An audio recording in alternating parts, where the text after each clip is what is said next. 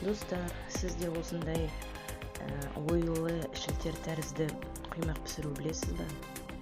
Білмесеңіз кеттік. Бізге керегі 800 грамм сүт, 1 шай қасық тұз, 2 жұмыртқа, 150 грамм сұйық май, 350 грамм ұн. Осының бәрін араластырып, сұйық қамыр жасаймыз.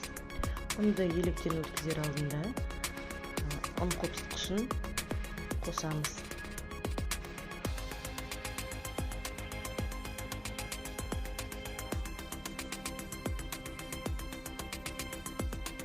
Мінекей құймағымыздың қамыры дайын болды.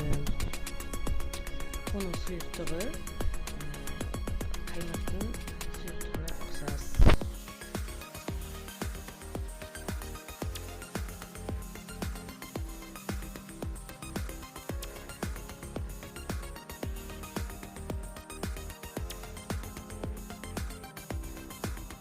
Міне өзіңіз көріп тұрғаныңыздай сұйық қаймақ тәрізді.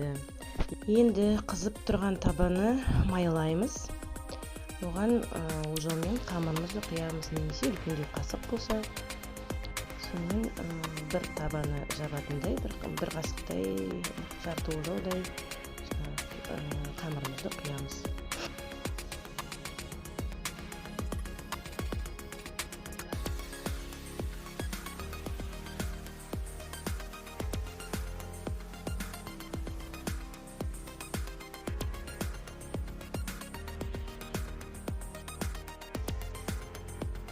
Бір 30 секундтай қамырымызды ұстаймыз да аударамыз құймағымызды.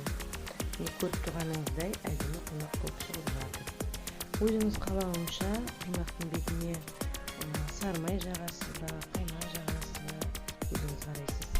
Кімге қалай ұнайды, сол ұнаған нәрсесін жаға бересіз. Міне достар, өзіңіз көріп тұрғандай әдемі ою шілтер тәрізді құймағымыз дайын болды.